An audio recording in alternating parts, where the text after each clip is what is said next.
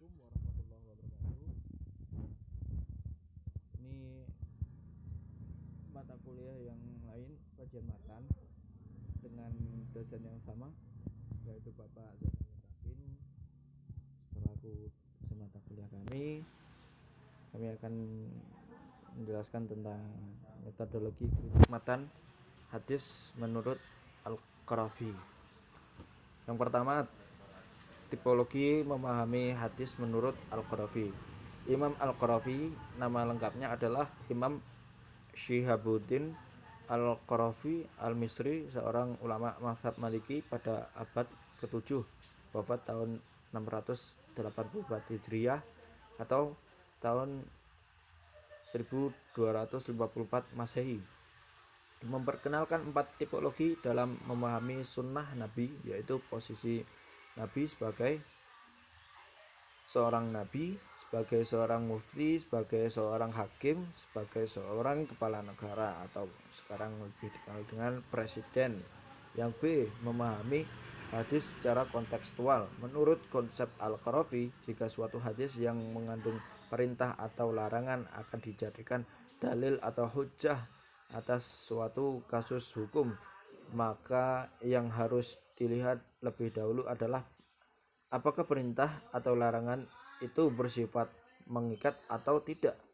Jika hadis tersebut disampaikan dalam kapasitas sebagai seorang mufti, maka larangan dimaksud tidak mengikat sebab hadis tersebut hanya merupakan opini atau pandangan. Jika suatu hadis dikeluarkan dalam kapasitas beliau sebagai seorang hakim dan keputusannya merupakan sebuah produk hukum, maka hadis tersebut bisa mengikat model pemahaman yang dikemukakan Al-Qarafi ini.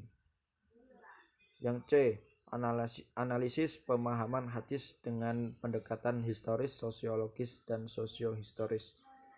Situasi sosial, budaya, dan alam lingkungan semakin lama semakin terus berubah dan berkembang. Dengan semakin jauh terpisahnya hadis dari situasi sosial yang melahirkannya, maka sebagian hadis Nabi terasa tidak komunikatif lagi dengan realitas kehidupan sosial saat ini.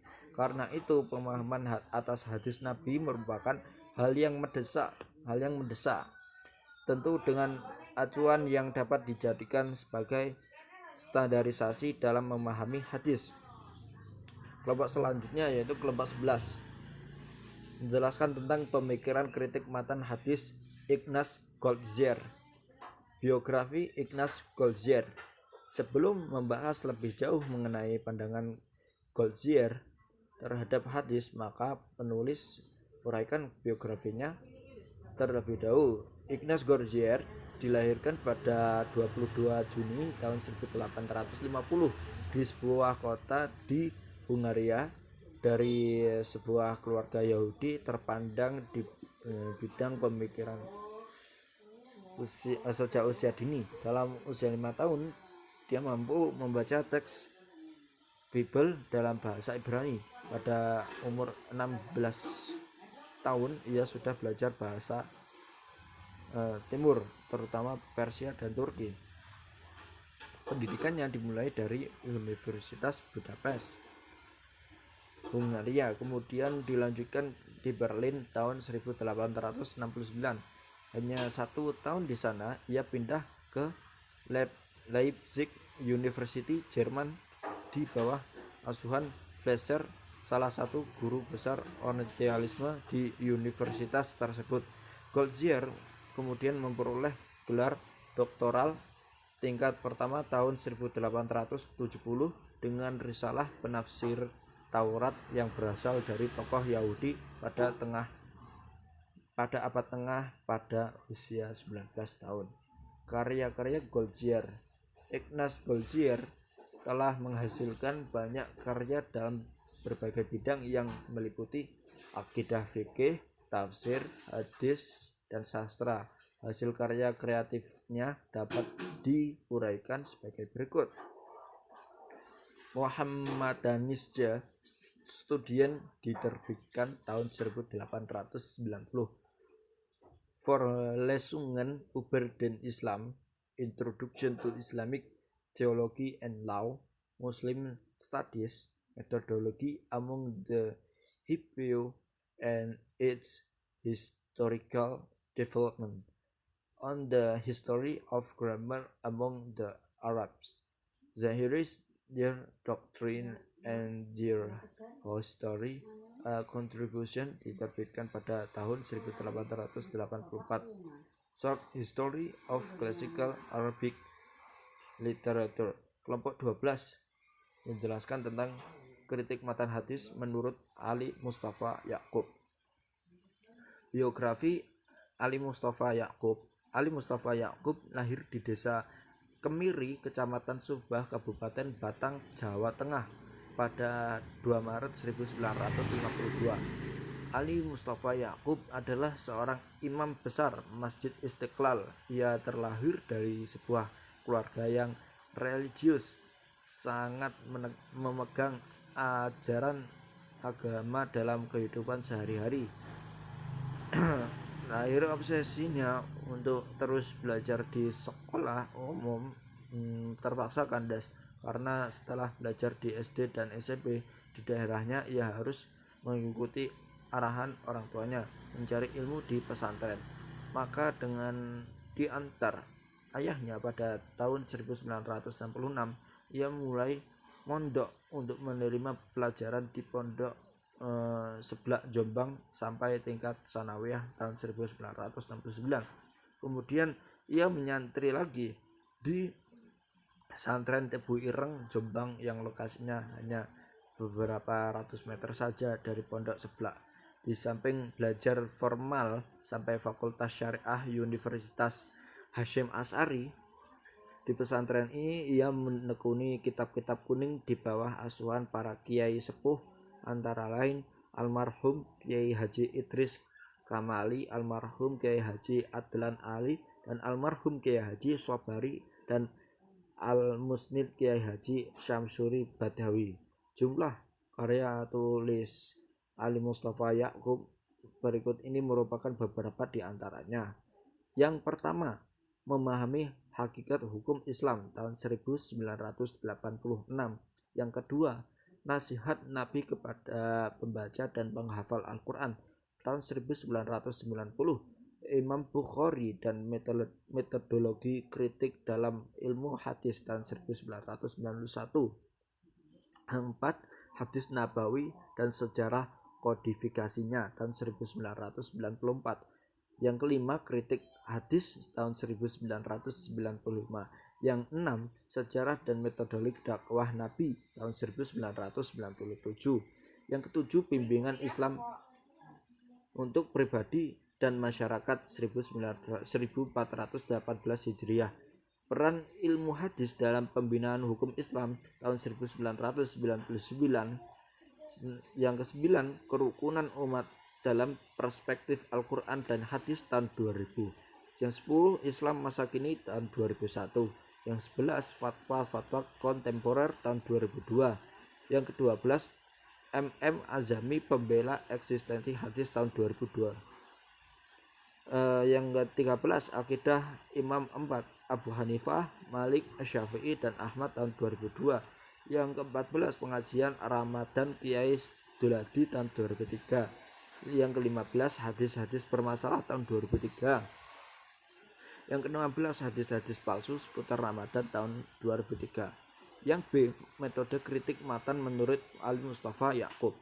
Metode kritik hadis dalam pemikirannya termasuk diantara salah satunya dalam melakukan kritik hadis. Ali Mustafa Yaqub cenderung melakukan kombinasi antara kritik sanad dan kritik matan.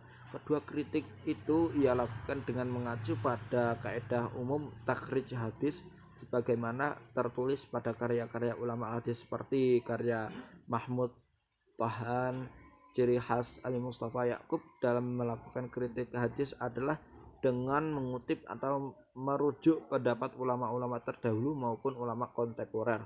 Tindakan merujuk ini dapat dikatakan sebagai bentuk kehati-hatian yang ia lakukan sebagai imbas dari sejarah pengembaraan keilmuannya di pesantren ketika masih muda. Yang ke-13, pemikiran kritik matan hadis Yosef Shat. Biografi Yosef Shat merupakan seorang tokoh orientalis yang berpengaruh kelahiran Rostock, Sisilia, Jerman pada tanggal 15 Maret tahun 1992 Masehi. Shat berasal dari keluarga yang cukup agamis. Ayahnya Edward Shat adalah seorang penganut agama Kristen Katolik dan guru sekolah luar biasa SLB, sedangkan ibunya bernama Maria Mahor. Sikap agamis dan pendidikan yang menjadi tradisi dalam keluarganya telah memberinya kesempatan untuk akrab dengan agama Kristen dan bahasa Hebrew Yunani kuno. Selain belajar bahasa Yunani kuno pada seorang pendeta, Shat juga belajar bahasa Latin, Prancis, dan Inggris di Humanisches Gymnasium. Dengan demikian, Shat tumbuh dan berkembang dalam keluarga yang menghargai nilai-nilai agama dan ilmu termasuk bahasa, sehingga tidak mengherankan apabila ia begitu tertarik menggeluti ilmu keagamaan dan hal-hal yang berkaitan dengannya. B. Karya Yosef Shat. Karya tulisnya yang paling monumental dan melambungkan namanya adalah bukunya The Origin of Mohammedan Jurisprudentia yang terbit pada tahun 1950.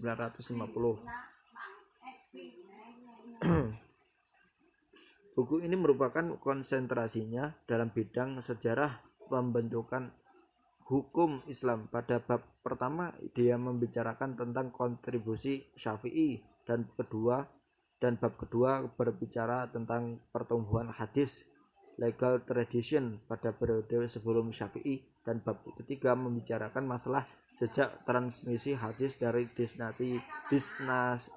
dinasti Umayyah belakangan yang menurutnya hadis bermula pada saat itu.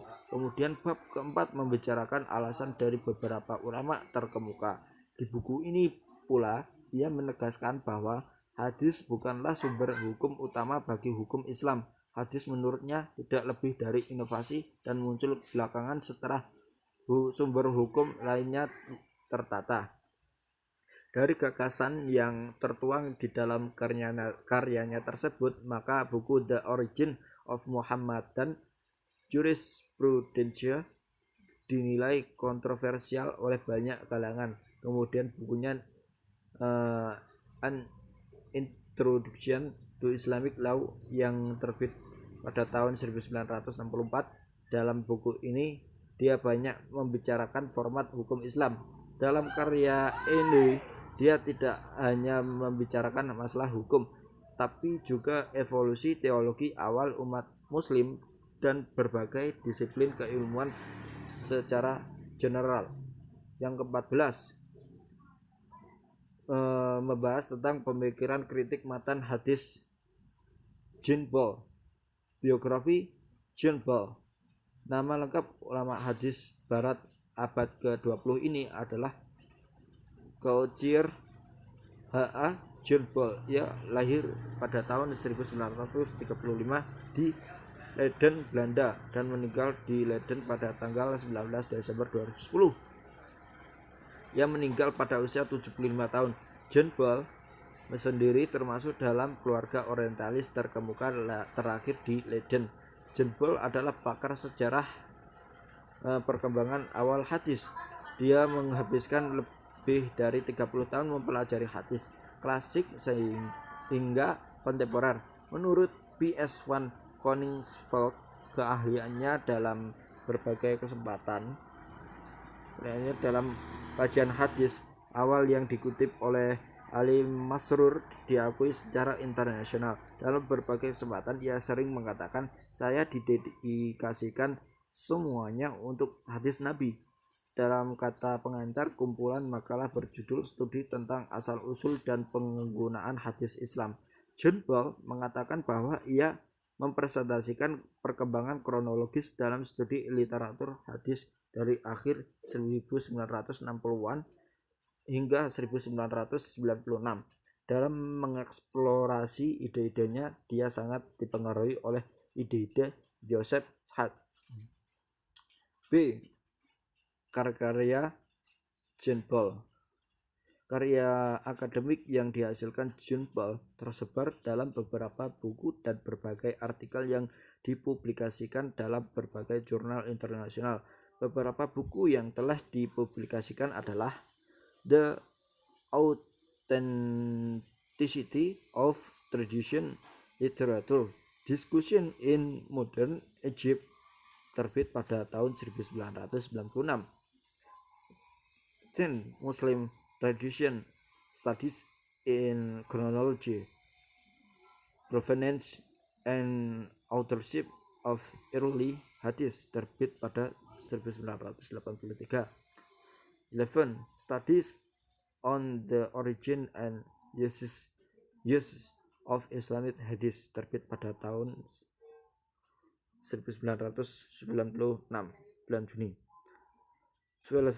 Studies on the First Century of Islamic Society, sebagai editor dan Encyclopedia of Canonical Hadith, terbit pada November 2007.